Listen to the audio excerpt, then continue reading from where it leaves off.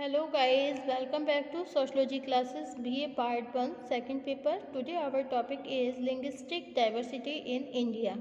भारत में भाषाई विविधता. ओके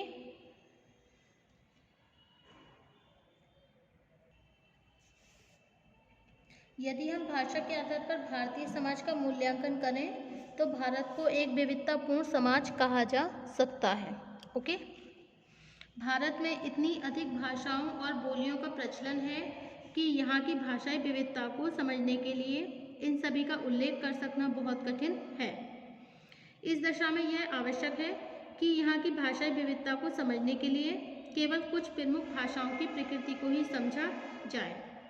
कठिनाई तब आती है जब भारत की 1961 तथा 1971 की जनगणना में भी यहाँ की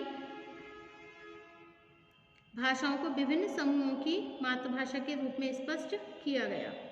इसके बाद भी आरंभ में भारतीय संविधान के द्वारा भारत की 14 प्रमुख भाषाओं को ही मान्यता दी गई. ये भाषाएं थी असमिया, बंगला, गुजराती, हिंदी, कन्नड़, कश्मीरी, मलयालम, मराठी, उड़िया, पंजाबी, संस्कृत, तमिल, तेलुगु, उर्दू. बाद में सिंधी को भी 15वीं भाषा के रूप में मान्यता मिल गई. सन 1992 में संविधान में एक संशोधन करके 3 अन्य भाषाओं को मान्यता दे दी गई. यह भाषाएं कोंकणी, मणिपुरी तथा नेपाली है. इस प्रकार आज भारतीय संविधान द्वारा मान्यता प्राप्त भाषाओं की कुल संख्या 18 है.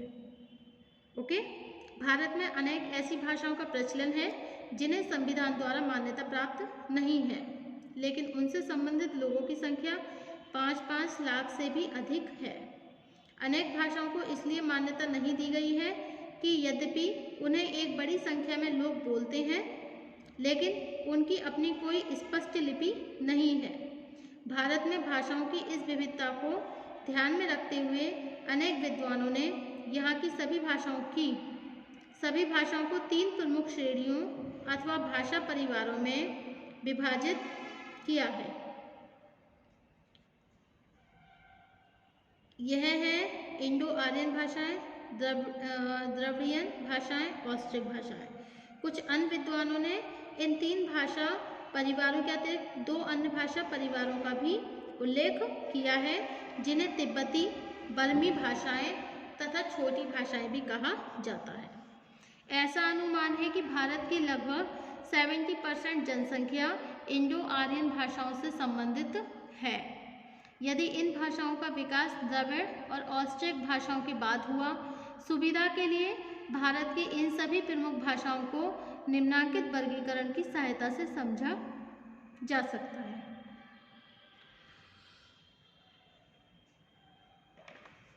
यदि हम भाषा के आधार पर भारतीय समाज का मूल्यांकन करें तो भारत को एक विविधतापूर्ण समाज कहा जा सकता है. ओके सुविधा के भारत की इन सभी प्रमुख भाषाओं का निम्नांकित वर्गीकरण की सहायता से समझा जा सकता है. फर्स्ट है आपका इंडो आर्यन भाषाएं, इंडो आर्यन लैंग्वेजेस. जैसा कि नाम से स्पष्ट है कि इस श्रेणी में उन भाषाओं का समावेश होता है जिनका विकास भारत में आर्यों के प्रभाव से हुआ. इनमें संस्कृत सबसे प्राचीन भाषा है. व्यावहारिक रूप से इंडो आर्यन भाषाओं में निम्नलिखित 12 लैंग्वेजेस सम्मिलित की जाती हैं. ओके फर्स्ट है हिंदी. इंडो आर्यन भाषा में हिंदी का स्थान सर्वप्रमुख है. यह बिहार, उत्तर प्रदेश, मध्य प्रदेश, राजस्थान, हिमाचल प्रदेश, हरियाणा की प्रमुख भाषा है. ओके इसी कारण इन प्रदेशों को हिंदी क्षेत्र भी कहा जाता है. ओके हिंदी को 2 भागों में बांटा गया है. हिंदी के प्रकारों के आधार पर 2 क्षेत्रों में बांटा गया है. पहला पश्चिमी हिंदी क्षेत्र और दूसरा है पूर्वी हिंदी क्षेत्र. ओके पश्चिमी हिंदी क्षेत्र में हिंदुस्तानी, खड़ी बोली, ब्रजभाषा, बांगरू, कन्नौजी और बुंदेली शामिल है. पूर्वी हिंदी क्षेत्र के अंतर्गत अवधी, बघेली और छत्तीसगढ़ी मुख्य बोलियां हैं. ओके इनके अतिरिक्त पूर्वी हिंदी और पश्चिमी हिंदी क्षेत्र में हिंदुस्तानी से मिलती जुलती विभिन्न बोलियां हैं जो एक क्षेत्र से दूसरे क्षेत्र तक बदलती हुई प्रतीत होती हैं. अब नेक्स्ट है उर्दू। उर्दू भाषा का जन्म फारसी और अरबी भाषाओं के शब्दों से माना जाता है, लेकिन उर्दू और हिंदी में बहुत घनिष्ठ संबंध है। ओके, दोनों भाषाओं का व्याकरण एवं वाक्य विन्यास लगभग एक जैसा है। इसके अतिरिक्त दोनों भाषाओं के कुछ शब्द मौलिक रूप से एक दूसरे के पूरक मालूम होते हैं। अब नेक्स्ट है बंगला। बंगला भाषा मुख्य रूप से भारत के बंगाल प्रदेश की भाषा है। वैसे साधारण तौर पर जहाँ जहाँ बंगाली परिवार निवास करते हैं वहाँ वहाँ उनकी घरेलू भाषा बंगला ही है। ओके, अब नेक्स्ट है असमिया। भारत का असम राज्य असमी या असामिया भाषा का क्षेत्र माना जाता है। चूँकि असम की घाटी उत्तर बंगाल के मैदानों के पास से शुरू होती है, अतः बंगला और असमी भाषाओं बंगला और असमी भाषाओं को एक ही तरह की भाषाएं माना जाता रहा है। ओके, अब नेक्स्ट है उड़िया।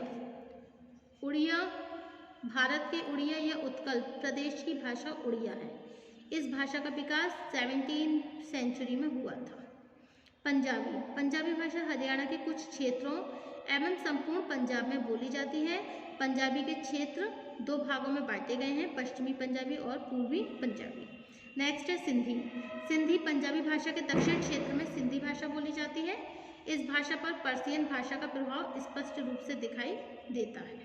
ओके, इसके अंतर्गत 6 बोलियां हैं, सिरेकी, बिकौली, थरेली, लासी, लाड़ी और कच्छी। सिंध क्षेत्र में बसने वाले मुसलमान और हिंदू दोनों ही सिंधी भाषा का प्रयोग करते हैं। नेक्स्ट है मराठी। महाराष्ट्र प्रदेश के मुंबई, पुणे व बरार के आसपास एवं मध्य प्रदेश के बस्तर जिले में मराठी भाषा बोली जाती है।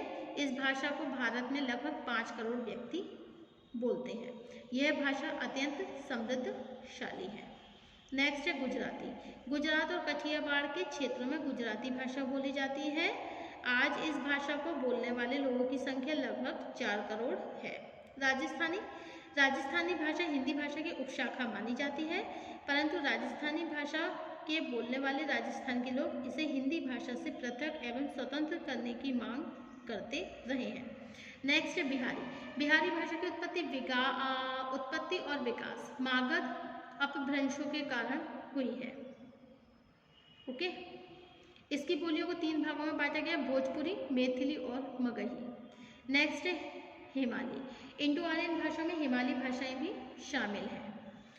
ये हिमालय के ढालों और पूर्वी कश्मीर से भूटान तक के क्षेत्रों में बोली जाती है। फिर नेक्स्ट है आपका द्रविड़ भाषाएं। इसमें कौन कौन सी आती है? तेलुगु, कन्नड़, तमिल, मलयालम। ओके, और नेक्स्ट आइडिंग है आपका ऑस्ट्रिक भाषाएं। द्रविड़ भाषाओं में बताया है आपको। और ऑस्ट्रिक भाषाओं में कौन सी आती है? ऑस्ट्रिक भाषाओं में देखिए मध्य और पूर्वी भारत, छोटा नागपुर, उड़िया, मध्य प्रदेश, बंगाल में मुंडा, कोल भाषा बोली जाती है। इस भाषा को बंगाल और असम के चाय के बागानों में कार्य करने वाले श्रमिक लोग भी बोलते हैं। फिर नेक्स्ट है आपका चीनी तिब्बती चीनी भाषा है, सिनो तिब्बतियन लैंग्वेजेस।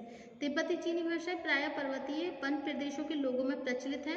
भारत में बोली जाने वाली तिब्बती चीनी भाषाओं में मुख्य रूप से 3 भाषाएं प्रचलित हैं। प्रथम मणिपुर, जो मणिपुर राज्य में बोली जाती है, इसके बोलने वाले लोग 10 लाख हैं। दूसरी है नेवाड़ी, तिब्बती चीनी भाषा नेवाड़ी। इस भाषा को नेपाल के भारत में आकर बसने वाले हजारों लोग बोलते हैं। फिर थर्ड है लेप्चा।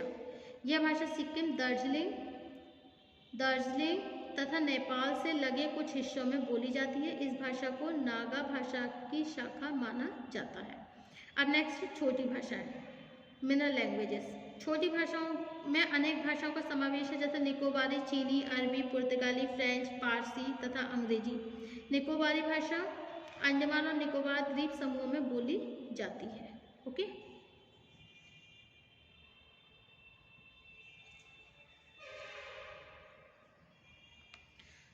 यह सच है कि भारत में विभिन्न भाषाओं के प्रचलन ने यहाँ के साहित्य और चिंतन को समृद्ध बनाने में काफ़ी योगदान दिया है, लेकिन भाषाओं की बहुलता के कारण हमारे समाज में अनेक प्रकार के तनावों को भी प्रोत्साहन मिला है। वास्तव में भाषाओं की बहुलता से संबंधित समस्या ने उस समय से गंभीर रूप लेना शुरू कर दिया है जब भाषाई भिन्नता को क्षेत्रीय और राजनीतिक लाभों के लिए उपयोग में लाया जाने लगा। ओके, भाषा विवाद के कारण हमारे समाज में कितने ही हिंसक आंदोलन हुए हैं। राज्यों का विभाजन भी भाषाई विवाद का परिणाम है। भाषा के आधार पर होने वाले अनेक हिंसक आंदोलनों के फलस्वरूप धन जन की जितनी हानि हमारे देश में हुई वैसी संसार के बहुत कम क्षेत्रों में देखने को मिलती है। आज भाषाओं की विविधता ने भाषावाद का रूप लेकर राष्ट्रीय एकीकरण में गंभीर बाधा उत्पन्न की है। अनेक राजनीतिक दलों का अस्तित्व भी भारत में भाषा पर आधारित है। भाषाई विविधता पर आधारित दलगत राजनीति का ही परिणाम है। भारत में आज तक किसी भाषा को राष्ट्रभाषा घोषित नहीं किया जा सका। संसार में अनेक प्रगतिशील देशों ने अपनी अपनी भाषा के द्वारा जहाँ विज्ञान और साहित्य में प्रगति करी, वहीं भाषाई भिन्नताओं के कारण आज भी विज्ञान और साहित्य की प्रगति के लिए अंग्रेजी भाषा पर निर्भर है। हमारी क्षेत्रवाद की समस्या भी एक बड़ी सीमा तक भाषाई भिन्नता पर आधारित है। ओके, अब नेक्स्ट टॉपिक आएगा आपका जातिगत भिन्नताएं, caste diversities. Okay, thank you for watching my YouTube channel. Thank you so much.